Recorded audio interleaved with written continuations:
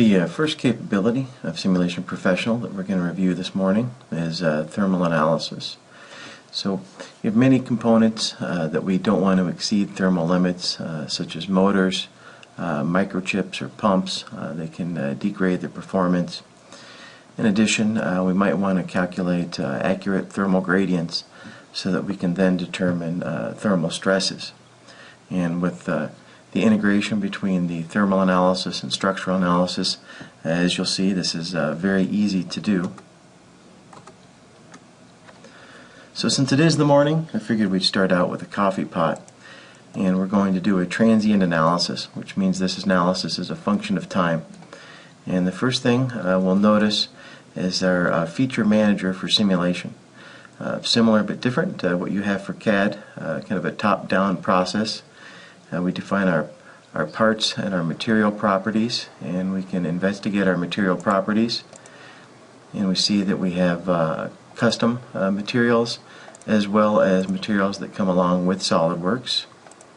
So when we have to define a new material, we can save it and reuse it for future use. Then we define our interactions between our components, and in this case we're assuming perfect conduction between the different bodies in the model, between the coffee pot, and the top.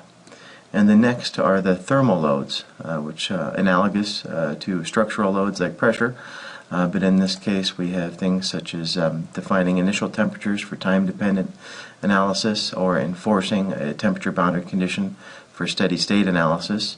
Convection, so how are fluids taking the heat away from the solids in the model. We can apply a heat flux, heat power, radiation, etc. So in this case we've defined initial temperatures for our solids, and then we've applied heat at the warming plate, and then we have convection defined on our outside surfaces. And the main input of the main result of a thermal analysis is going to be temperature. And just like structural analysis, we can go ahead and probe our model and look at specific values of temperatures at different locations. And then we can also see how they vary with time. So we analyzed up to 600 seconds. But you know, I tend to be a little bit forgetful, or maybe lazy. I drink the last cup of coffee and I walk away. What happens when I don't have the thermal mass of the coffee in this model to transfer the fluid, transfer the heat through the fluid to the rest of the coffee pot? And then what are the ensuing stresses? So with simulation, we can always duplicate our study and make minor changes so that we don't have to repeat any of the work we've done before. I've already got an analysis here called no coffee, and all I had to do was just say that I wanted to exclude the coffee from the analysis, and then make a slight change to my convection definition, and then we're off to the races. So we see here that we have a much higher thermal gradient because we don't have the liquid carrying the heat and dissipating it through the rest of the coffee pot. So what kind of thermal stresses does that create?